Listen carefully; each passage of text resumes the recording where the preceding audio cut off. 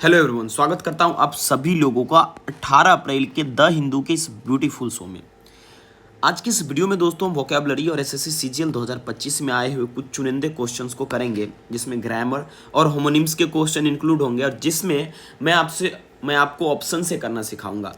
One word करेंगे, reading word करेंगे, revision word करेंगे, स्पेलिंग टेस्ट। उसके बाद दोस्तों इडियम्स एंड फ्रेजेस करेंगे। दोस्तों आप सभी लोगों से एक छोटा सा रिक्वेस्ट है कि प्लीज़ आप सभी लोग टेलीग्राम ग्रुप में जरूर ज्वाइन कर जाइए। वहाँ पर आपको रेगुलर बेसिस पे दोस्तों पीडीएफ मिलता है। और दोस्तों हमें बहुत खुशी हो रही है कि सीडीएस और एनडीए जैसे परीक्षाओं में हमारे कंटेंट से डायरेक्टली उठ के आए हैं बहुत सारे क्वेश्चन। लिटरली शॉक्ड हूँ मैं। और एसएससी के अब जो भी अपकमिंग एग्जाम होंगे वहाँ पर भी आने वाले हैं, इसलिए सेशन को आप लास्ट तक जरूर देखिए। इंजॉयबल है और रिलायबल भी है दोस्तों। चलिए स्टार्ट करते हैं। It doesn't matter what others are doing, it matters what you are doing. जी हाँ दोस्तों, दूसरा क्या कर रहा है इससे कोई मतलब नहीं निकलता है, आप क्या कर रहे हैं इससे बहुत मतलब निकलता है। चलिए स्टार्ट करते हैं वोकैबुलरी सेक्शन से। सबसे पहला वर्ड है सेल्फ। सेल्फ का क्या मतलब होता है? To decide not to continue with a plan either for a short time और परमानेंटली। दोस्तों आप किसी प्लान के साथ आप कंटिन्यू नहीं करना चाहते, उसको स्टॉप करना चाहते हैं, तो उसको सेल्फ कहते हैं। जैसे कोई चीज़ आपका है, किताब उताब आप तख्ते पे रख देते तो आप उसे आप नहीं पढ़ेंगे, तो वो आप सेल्फ कह सकते हैं। क्लियर है बात? दोस्तों आप लोगों को मालूम है कि 131वां अमेंडमेंट बिल 2026 जो कि फेल हो गया। क्यों फेल हो गया है? वोट जो इसका है 2/3 मेजोरिटी, क्योंकि दोस्तों पार्लियामेंट में कॉन्स्टिट्यूशनल अमेंडमेंट के लिए 2/3 मेजोरिटी चाहिए, जो कि इसे नहीं मिल पाया। ओके। और 298 मेंबर जो है वोट किए थे इसके फेवर में, 230 अगेंस्ट में, जबकि 352 वोट चाहिए थे। डेलिबरेटली वोटिंग ऐसा हुआ है क्योंकि ये बिल जो है साउथ को इफेक्ट करने वाला है, इसी वजह से इस प्रकार का वोटिंग दोस्तों हुआ है। तो चलिए दोस्तों हम समझते हैं। यहाँ पर कहा रहा था government subsequently shelved the companion delimitation. Shelved का मतलब क्या हुआ? रोक देना, आई मीन कि पोस्टपोन कर देना कुछ समय के लिए, है ना, क्योंकि भाई वोट नहीं मिल रहा है ना। तो पोस्टपोन कह सकते हैं, डिले कह सकते हैं, डिफर कह सकते हैं, पुट असाइड कर सकते हैं, सेट असाइड कह सकते हैं, सस्पेंड, अबेंडन और ड्रॉप कह सकते हैं। सेल्फ वर्ड के ये सिनोनिम्स हो जाएंगे दोस्तों। क्लियर है बात? आई होप आपको समझ में आया होगा। देखिए दोस्तों, हमारे देश में कोई भी बिल पारित होता है तो उसके लिए उसको हम ऐसे ही नहीं आए मेजोरिटी में पारित कर देंगे हर बार बिल, ऐसा नहीं होता है। और जो चीज़ इम्पैक्टेबल है वो चीज़ जल्दी पारित नहीं होंगे। नेक्स्ट वर्ड बात करते हैं फॉल्टर। इसका क्या मतलब होता है? इसका मतलब होता है to lose strength, hesitate, become weak और अनस्टेडी। लड़खड़ाना कह सकते हैं फॉल्टर, हिचकिचाना कह सकते हैं, और कमज़ोर पड़ना को हम फॉल्टर कह सकते हैं। जैसे अभी आप ईरान क्या कर रहा है, ईरान जो है, जो चेंज है ईरान में हो रहा वो faltered prompting mister Trump to seek negotiated. यानी सीधा सीधा आप ये कह सकते हैं कि जो फॉल्टर है या फॉल्टर जिसको बोलते हैं, ये लड़खड़ाना एक प्रकार का होता है, हिचकिचाना या कमज़ोर पड़ जाना कहते हैं। जैसे his voice falter during his speech, भाषण के दौरान उसकी आवाज़ लड़खड़ा गई। सी नेवर फॉल्टर्ड इन हर डिटर्मिनेशन, वो अपने डिटर्मिनेशन में कभी, अपने संकल्प में कभी कमज़ोर नहीं पड़ी। सिनोनिम्स की बात करें, जब आप हेजिटेट होते हैं, स्टम्बल करते हैं, ठोकर खाते हैं या लड़खड़ाते हैं, वेवर करते हैं या वीक हो जाते हैं, तो उसी को फॉल्टर कहते हैं। बहुत क्लोजली कह सकते हैं फीबल हो जाना, वीक हो जाना। क्लियर है बात? उम्मीद करते हैं आपको समझ में ये आया होगा। नेक्स्ट वर्ड है कंसिपिक्यूअसली। इसका क्या मतलब होता है दोस्तों? कंसिपिक्यूअसली का मतलब होता है in a way that is clearly visible or noticeable. स्पष्ट रूप से जब आप यूज कर रहे हैं तो बोलिए कंसिपिक्यूअसली। साफ दिखाई देने वाला, जो आपको नज़र आ रहा है, क्लियरली विजिबल, हाँ ये चीज़ है, तो वहाँ पर बोल दीजिए कंसिपिक्यूअसली। ध्यान अगर आपका कोई चीज़ खींच रहा है, कोई चीज़ नोटिसेबल है, तो वहाँ पर कंसिपिक्यूअसली बोल दीजिए। जैसे ये आप कह सकते हैं कि कंसिपिक्यूअसली विजिबल है ना, कि भाई एसएससी सीजीएल में टाइमिंग लगने वाला है 15 मिनट का हर एक सेक्शन के लिए। तो एग्जाम्पल समझते हैं। He was conspicuously absent from the meeting. वो बैठक में स्पष्ट रूप से अनुपस्थित था, सबको दिख रहा था कि वो नहीं था। क्लियर बात? कोई कहीं पर नहीं रहेगा, क्लियरली विजिबल जो आपको होगा तो आप उसे कंसिपिक्यूअसली कह सकते हैं। सी वॉर अ कंसिपिक्यूअसली ब्राइट ड्रेस, वो उसने बहुत ही ध्यान खींचने वाली चमकीली ड्रेस पहनी हुई थी। अच्छा, इसको हम किस प्रकार से अपने अंदर में इनग्रैप कर सकते हैं ताकि हम इसको यूज कर सकें? देखिए, आप कंसिपिक्यूअसली का इतना हिंदी मीनिंग ना याद रखें, सिनोनिम्स याद रखें। जहाँ पर आपको क्लियरली एक्सप्लेन करना वहाँ बोल दीजिए कंसिपिक्यूअसली। नोटिसेबली एक्सप्लेन करना है तो वहाँ पर बोल दीजिए, और ऑब्वियसली या प्रोमिनेंटली बोलना है तो वहाँ पर बोल दीजिए। देखिए कह रहा है India stand at a curious democratic crossroads. अभी भारत जो है एक प्रकार का क्यूरियस डेमोक्रेटिक क्रॉस रोड पे है, खास करके लोकतंत्र को लेकर। It is one of the world's most vibrant democracy. ये दुनिया का सबसे ज़्यादा रंग दिखाने वाला लोकतंत्र है ना। High vote participation and increasingly engaged female electorate, yet within its legislative institution women remain consequently underrepresented. लेकिन इसके अभी भी लेजिस्लेटिव इंस्टीट्यूशन में महिलाएं अभी भी क्या हैं, अंडर रिप्रेजेंटेड है क्लियरली। यहाँ कंसिक्वेंसली का मतलब क्या हुआ कि दिख रहा है, पूरा स्पष्ट रूप से दिख रहा है कि महिलाओं की जो संख्या है वो कम है। उम्मीद करते हैं आपको समझ में आया होगा। कंपेलिंग का मतलब होता है मजबूर करना। अब नेक्स्ट वर्ड है एस्ट्राडल का मतलब क्या होगा, या स्ट्रेडल का मतलब क्या होगा। देखिए दोस्तों, इसका मतलब जब आप टू सीट और stand with legs on both sides of something, किसी चीज़ के दोनों तरफ पैर रख कर बैठ जाते हैं या खड़ा होना कहते हैं। जैसे कुर्सी के दोनों तरफ आप पैर रख के बैठ जाते हैं तो वह स्ट्रेडल है। एक और इसका मीनिंग होता है to be in between two positions, दो पोजीशंस के बीच में होना, तो एक साइड को चूज नहीं करना, उसको भी हम स्ट्रेडल कहते हैं। दो पक्षों के बीच में रहना, स्पष्ट निर्णय ना लेना। ओके, जैसे ही स्ट्रेडल द बाइक, वह बाइक पर दोनों तरफ पर पैर रख कर बैठ गया। क्लियर बात। जब आप किसी चीज़ पर दोनों तरफ पैर रख के बैठते हैं, आप ना बैलेंस बनाने की कोशिश करते हैं, दैट इज स्ट्रेडल। एक और एग्जांपल लेते हैं, the company is trying to straddle two markets. Company दो बाजारों के बीच में संतुलन बनाने की कोशिश कर रही है। स्ट्रेडल का मतलब संतुलन बनाना भी होता है। जैसे आप बैठते हैं तो क्या करते हैं, दोनों पैर तरफ रख के इसलिए बैठते हैं कि आपका संतुलन बिगड़े नहीं। सिनोनिम्स में स्पेन कह सकते हैं, ब्रीच कह सकते हैं, जोड़ना भी कहते हैं, बीच में संबंध बनाना भी कहते हैं स्ट्रेडल का। बैलेंस करना भी कह सकते हैं। ओके, हेज भी कह सकते हैं। वेवर, देखिए वेबर ज़्यादा अप्रोप्रिएट नहीं हो सकता इसका।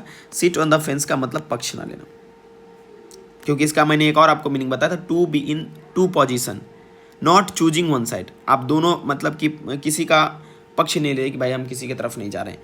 जैसे ये जो यहाँ यूज हुआ है, क्या जा रहा है, tribal villagers and the administration are at loggerheads. Loggerheads का मतलब दोनों भाई, दोनों में क्या चल रहा है, स्कफल चल रहा है, लड़ाई झगड़ा चल रहा है। Over bauxite mining at the Sijimali hill which straddles Rayagada and Kalahandi district in south Odisha. Odisha की बात है कि भाई एक ट्राइबल विलेजर्स जो है ना अभी पुलिस ऑफिसर्स के साथ स्कर्मिश कर रहे हैं, फाइट कर रहे हैं, क्योंकि वहाँ पर वो लोग रोड बनाने की कोशिश कर रहे हैं। कहाँ के, तो वो वहाँ पर जो माइनिंग बॉक्साइट माइनिंग एरिया है वहाँ से। और ये जो है ना आपका सीजी माली हिल किसके किसके बीच में, रायगारा और कालहंडी डिस्ट्रिक्ट, पता नहीं जिसको कालाहंडी डिस्ट्रिक्ट बोलते हैं, साउथ ओडिशा में, वहाँ पर ये बीच में स्ट्रेडल है, यानी बीच में है, दोनों चीज़ों के बीच में है ना। अब आगे बात करते ब्रीम। देखिए ब्रीम का क्या मतलब होता है, the edge or rim of something especially the projecting edge of a head or the top edge of container. किनारा कह सकते हैं, मोहना कह सकते हैं, खासकर टोपी के आगे निकला हिस्सा या बर्तन का ऊपरी किनारा। जैसे कोई बर्तन है, इसका ऊपरी किनारा है तो उसको हम ब्रीम कहते हैं। नहीं कहते हैं भाई साहब ये ब्रीमिंग हो रहा है, ठीक है। तो अब ग्रीप ब्रीम्स ओवर, इसका क्या मतलब होगा कि भाई जो अकुंठा है ना ऊपर तक आ गया। क्लियर है बात, यानी बहुत ज़्यादा भर गया। खास करके YL राजन एंड CR लाता, पेरेंट से RL नितिन राजन। आप सुने होंगे कि एक प्रकार का सुसाइडल केस, एक प्रकार का फर्स्ट ईयर BDS स्टूडेंट जो कि अपना लाइफ कन्नौज डेंटल कॉलेज में ख़त्म कर लेता है। उनके पेरेंट को कोई आंसू पोंछने वाला नहीं है। इस तरह से ये हृदय विदारक स्थितियाँ हैं, हार्ट रेंचिंग स्थितियाँ हैं, जिसकी कोई एक्सप्लेनेशन नहीं है कि एक माता पिता का यंग बेटा मर जाना। I don't have much idea what to say about in this situation. Okay, तो चलिए आगे बढ़ते हैं। इम्पेरियस का मतलब क्या होता है दोस्तों, इसका मतलब होता है arrogant and dominating, expecting others to obey without question. घमंडी और हुक्म चलाने वाला या दबंग स्वभाव को हम इम्पेरियस कहते हैं, है ना। जो आदमी थोड़ा दबंग स्वभाव का हो या घमंडी या हुक्म चलाने वाला, जो बोले लोग उसका वही करे, उसको इम्पेरियस कहते हैं। एडजेक्टिव है। जैसे he gave an imperious order to his staff, है ना, उसने अपने कर्मचारियों को घमंड भरा आदेश दिया। ओके, हर इम्पेरियस टोन एनॉयड एवरीवन, और उसका जो है हुक्म चलाने वाला अंदाज सबको परेशान कर दिया। सिनोनिम्स में एरोगेंट कह सकते हैं, डोमिनियरिंग कह सकते हैं और ओवर बियरिंग कह सकते हैं। ये सारे के सारे सिनोनिम्स हो जाएंगे। रेवेलरी और राइवलरी में अंतर क्या है, देखिए जब नॉइजी सेलिब्रेशन आप करते हैं उसको रेवेलरी कहते हैं, और जब आप किसी से लड़ाई झगड़ा इंटेंस कंपटीशन करते हैं तो वो राइवलरी हुआ, है ना। उम्मीद करते हैं आपको ये चीज़ें समझ में आया होगा। और दोस्तों यहाँ पर हम मल्टी प्रोंग्ड अप्रोच अपनाकर दोस्तों चीज़ों को कवर करते हैं, इसीलिए एग्ज़ाम में बहुत ज़्यादा चीज़ें टकराता है ना। इसीलिए ये सेशन आपके लिए मोस्ट वॉचिंग है दोस्तों। 20 मिनट में आप इतना ज़्यादा तैयारी कर लेंगे कि आपका पेपर को आप तोड़ फोड़ के चले आएंगे, है ना। देखिए ये नैब से वर्ड बना है, एक सेकेंड दोस्तों। इसका मतलब होता है जब कोई इंसान इनोसेंस हो, उसके अंदर में भरा हो, ये छूट गया, या दोस्तों वो भोला हो, ग्लाइबिलिटी उसके अंदर में है ना, उसको हम कहते हैं दोस्तों ये नैब से बना है। ओवर लुकिंग का मतलब क्या होगा? इग्नोर कर देना, इग्नोरिंग आप कह सकते हैं मित्रों, इग्नोरिंग कह सकते हैं, डिसरिगार्डिंग कह सकते हैं, डिसरिगार्डिंग। ओके, इसके अलावा दोस्तों कन्फ्लिक्ट का क्या मतलब होता है? क्लेश कह सकते हैं, डिस्प्यूट कह सकते हैं, डिस्प्यूट। चेसन का मतलब होता है पनिश करना किसी को। रैम्ड का मतलब होता है फोर्स्ड, जैम्ड। फ्रेजाइल का मतलब होता है वीक। डेलिकेट कह दीजिए, नाजुक जिसको कहते हैं, ब्रिटल, और ये का हो गया है ना, डेलिकेट, ब्रिटल आप कह सकते हैं। इसके बाद इल्यूसिव का मतलब क्या होगा? इवेसिव। ट्रिकी कह सकते हैं, हार्ड टू फाइंड कह सकते हैं। होबर का माने होता है लिंगर, फ्लॉट कह सकते हैं, हैंग कह सकते हैं। डिनाउंस का क्या मतलब होता है? किसी को एक्यूज करना, किसी को क्रिटिसाइज करना, क्रिटिसाइज करना को डिनाउंस आप कह सकते हैं। हीलिंग का क्या मतलब होगा? क्योर करना, क्योरिंग कह सकते हैं हीलिंग को। ओके, आई मीन कि something wear is happening. Okay, उसके बाद सबजुगेट का क्या मतलब होगा दोस्तों? इसका मतलब होगा कन्क्योर करना। ओके, इसके अलावा डोमिनेट करना कह सकते हैं, है ना। इनकोहेरेंट का क्या मतलब होगा? जो चीज़ अनक्लियर हो, पूरी तरह से क्लियर ना हो, है ना, इलॉजिकल हो। ओके, इसके अलावा मोनार्की का मतलब क्या होता है? किंगडम कह दीजिए, रॉयलिटी कह दीजिए। इसके अलावा एम्बिशियस का क्या मतलब होगा? जो डिटरमाइंड हो दोस्तों, डिटरमाइंड को एम्बिशियस कह सकते हैं। एस्कैथिंग का मतलब होता है हैर्स कह सकते हैं, सीवियर कह सकते हैं, और बाइटर दोस्तों आप कह सकते हैं। This is the synonyms of given word. Okay, उम्मीद करते हैं कि आपको ये सारा चीज़ समझ में आया। Now let's move on to words, the reading words. देखिए आपको मैंने बताया था कि एक स्टूडेंट का डेथ हुआ है। The death of a student of Kannauj dental college has raised disturbing question about caste discrimination on Kerala's college campuses. दोस्तों हैज रेज्ड का मतलब क्या हुआ? कि रेज्ड का मतलब होता है कोई चीज़ को उजागर करना, किसी चीज़ को उठाना, मुद्दा को। राइज से नहीं, रेज शुरू में रेज ही था, रेज के बाद ये बाद में भी रेज्ड बना, V2 इसका, है ना। ये राइज वाला वर्ड नहीं है, इसमें कंफ्यूज मत होना। ये रेज्ड है और इसका V2 भी रेज्ड होगा, V3 भी। ये एक डिस्टर्बिंग क्वेश्चन को उठाता है, कास्ट डिस्क्रिमिनेशन को, जातिगत भेदभाव को लेकर। कहाँ पर? केरल के कॉलेज कैंपसेस में। The college has dismissed a faculty member and suspended another pending inquiry. यानी कि कॉलेज जो है क्या किया? जो डिसमिस कर दिया फैकल्टी मेंबर को और सस्पेंड कर दिया और पेंडिंग इंक्वायरी वगैरह। The incident led an outpouring of related क्या कंप्लेंट फ्रॉम अदर स्टूडेंट्स। और ये जो घटनाएं हुई ना, और कई सारे क्वेश्चंस को एराइज करे हैं, ठीक है।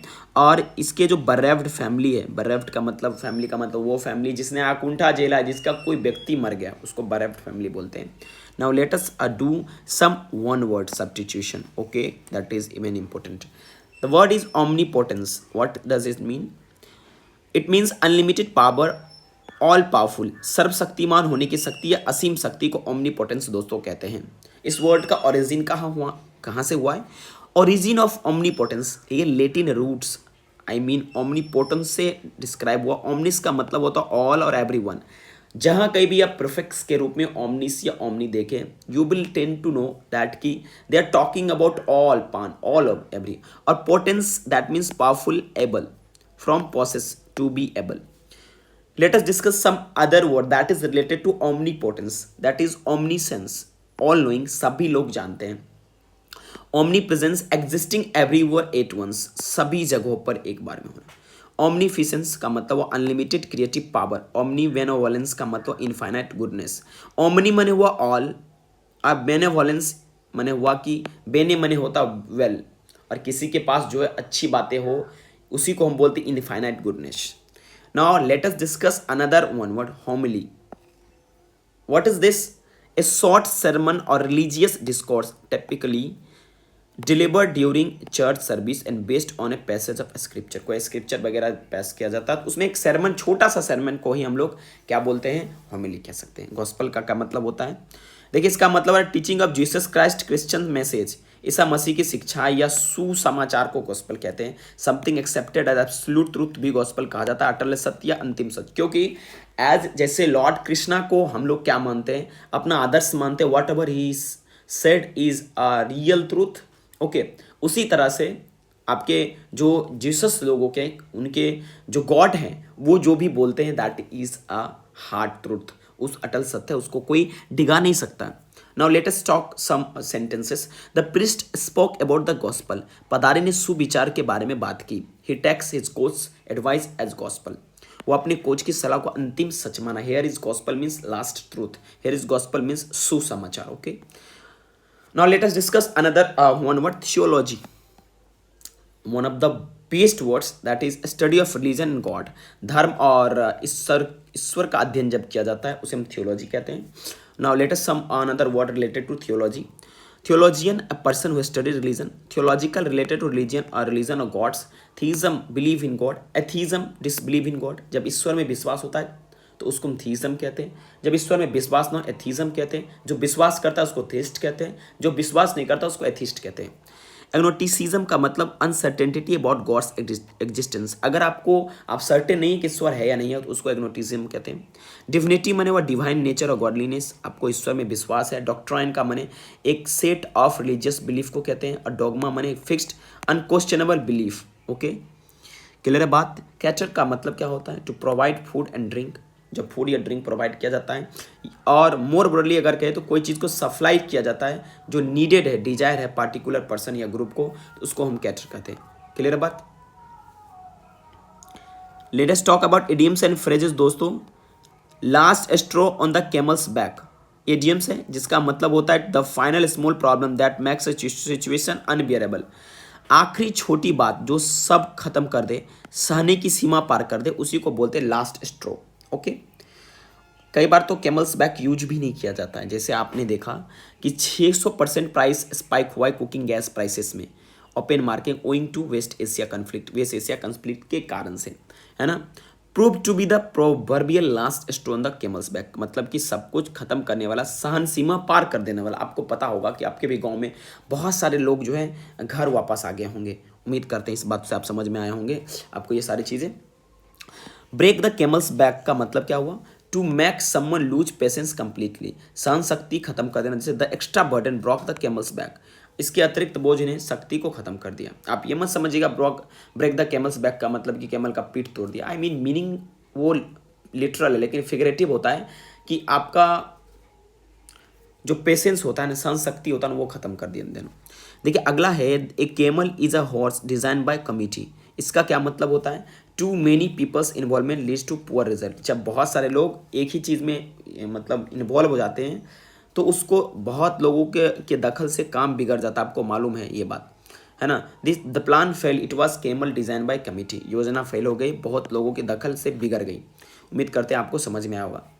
एक और है, trust in Allah but tie your camel, have faith but also practical precautions, भगवान पर भरोसा रखो पर सावधानी भी जरूरी है। अंध भक्तों जैसे भरोसा मत करो, भी जो गोबर भक्तों है उसके जैसे भरोसा मत करो। Work hard and save money, trust in Allah but tie your camel, मेहनत करो, बचत करो, भगवान पर भरोसा रखो पर सावधानी भी जरूरी है ना। Now let us discuss some spelling test. Colleague देख लीजिए, कोले लिखकर AGU लिख दीजिए, क्राइटेरिया लिखकर रिया लिख दीजिएगा। रेसिडेंस में याद रखिएगा ई होता है इस जगह, ए नहीं होता है। सैटेलाइट में डबल L होता है, ठीक है। रिफाइनरी में रिफाइनरी, यहाँ पर ई होता है, ए नहीं। Okay, now some homework for you, anonymously rusted, simmer, discontent, extinguish और एमनेस्टी, ये कुछ आपके लिए होमवर्क है। अब कुछ ग्रामर डोज कर लेते हैं जो SSC CGL के एग्जाम में 2025 में पूछे हुए हैं। कन्वर्ट करना है इसको पेसिव फॉर्म में, passive convert the proverb passive structure to an active, sorry passive से एक्टिव में बदलना है। अब इसको बदलने के लिए ना दोस्तों इतना वाहियात तरीके से ऑप्शन दिए है ना कि आपको ब्रेन लगाने की जरूरत नहीं, थोड़ा भी सेंटेंस का नॉलेज है, थोड़ा भी टेंस का नॉलेज है, you will do it without thinking this, without understanding this sentence. So here they are using it has been. आपको मालूम है एक्टिव से पैसिव में बदलने के लिए सेंटेंस के रूप में बदलाव नहीं होता है, तो यहाँ पर वाज यूज हुआ, ये नहीं होगा। यहाँ पर दोस्तों यहाँ पर हैव बीन यूज हुआ है, यहाँ पर देखिए हैड यूज हुआ, ये नहीं होगा, यानी बी और डी नहीं होगा, क्योंकि बी और डी पास्ट में बात कर रहा है। और जो हमारा सेंटेंस गिवन है ये यहाँ पर जो चेंजेस किया गया है कि इट हैज़ बीन क्लेम्ड को लेकर कहा गया है कि भाई जो है जो इंपॉर्टेंट डाटा है वो बीइंग डिस्क्लोज किया गया एम्प्लॉय का इन द फॉर्म में। आप कहिएगा सर यहाँ तो वाज है, लेकिन इट हैज़ बीन क्लेम्ड है, इसका मतलब ये हुआ कि समवन के बारे में बात किया होगा, किसी ने क्लेम किया होगा कि एम्प्लॉय डिस्क्लोज कर रहे होंगे इंपॉर्टेंट डाटा फॉर्म के अंदर, ठीक है। तो दोस्तों ये दोनों ऑप्शन तो होगा नहीं, employees have already been disclosing important data within the form, ये होगा नहीं, इसलिए इसका A number option best appropriate है। क्योंकि दोस्तों यहाँ पर आप एक चीज़ गौर करेंगे, मतलब जो है इसको उठाया नहीं गया, इट हैज़ बीन यूज किया गया, दैट मीन्स कि हम जब someone everybody know one use करते हैं तो उसको हम पिकअप नहीं करते। समझा भी देता हूँ, someone has claim that employ were disclosing important data within the form. किसी ने ये क्लेम किया कि जो एम्प्लॉय लोग जो थे वो डाटा को क्या कर रहे थे, डिस्क्लोज कर रहे थे फॉर्म के अंदर में। तो किसी के द्वारा क्लेम किया गया है कि जो इंपॉर्टेंट डाटा था ना वो बीइंग डिस्क्लोज किया गया था employ within the form, okay. क्योंकि ये पैसिव था तो इसको एक्टिव में कन्वर्ट करना था, तो बहुत सारे ऑप्शन ने हमने ऐसे ही काट दिया। क्लियर बात। अब हम होमोनिम्स प्रयास करते देखने का, जो हाईलाइटेड वर्ड है, the researchers cited Bailey in Norman defensive design. यहाँ पर देखिए यहाँ पर जो सेंस लगेगा ना, यहाँ पर एक बैली का जो मतलब होगा एक प्रकार का किला होगा, या किला के चारों ओर का भाग को हम लोग कहते हैं, ठीक है। और यहाँ पर देखिए द आउटर बैली इंसर्कल्ड, यहाँ पर भी एक किला की तरह सेंस में यूज किया गया है। और यहाँ पर the soldier retreated into the bailey, यहाँ पर भी सोल्जर किस बैली की बात कर रहे हैं, किसी इस तरह का गोल गुंबद घेरा वगैरह का सेंस के में। और wooden palisade was raised around the bailey, यहाँ पर भी एक्स्ट्रा प्रोटेक्शन के लिए उसको क्या किया गया, आसपास में जो है आपका वुडन प्लीसेट को ऊंचा किया गया। आई मीन कि ये इन सारे सेंस में ये जो वर्ड है ना, ये होमोनिम्स जो वाला सेंटेंस, ये वैली के सारे सेम मीनिंग में बीसीडी है। जबकि यहाँ पर जो नाउन के रूप में यूज हुआ, आप एक ही चीज़ से समझिए, यहाँ पर नाउन के रूप में यूज हुआ है, तो यहाँ पर क्या होगा, ये वाला ऑप्शन होगा, क्योंकि ये किसी पर्सन का नाम है। जैसे bailey represented the findings on Norman fortification at the seminar, तो यहाँ पर ए नंबर ऑप्शन आपका सही हो जाएगा। बहुत सारे क्वेश्चन के आप ऑप्शन के थ्रू भी आंसर दे सकते हैं। अगर आप चाहते हैं कि हम इस तरह के और बहुत सारे क्वेश्चन इंक्लूड करें तो कॉमेंट बॉक्स में एक बार बोल दीजिएगा। शुक्रिया इस वीडियो को देखने के लिए।